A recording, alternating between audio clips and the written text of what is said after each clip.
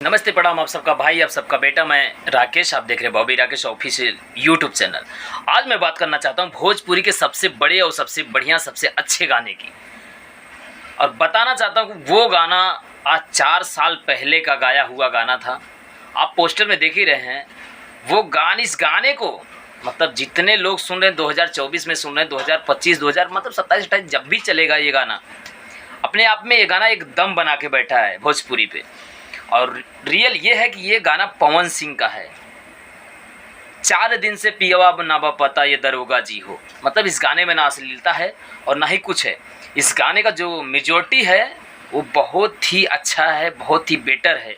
ऐसे ऐसे गाने भोजपुरी के पहले आते थे तो भोजपुरी के super star, trending star, power star सब बन जाते थे। लेकिन आज के डेट में भोजपुरी में आने वाला जो गाना है, लहंगा, चोली, ढोढ़ी, नथुनी, क्या क्या क्या पे आ जाता है।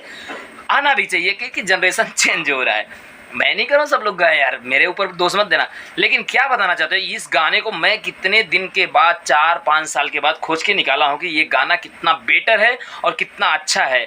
अगर आपको इस गाने को एक बार सुनिएगा, इस गाने में अगर आपको अच्छा लगे तो वीडियो को ज़रूर सुनिएगा, और बट मेरे चैनल को सब्सक्राइब करके ही जाइए।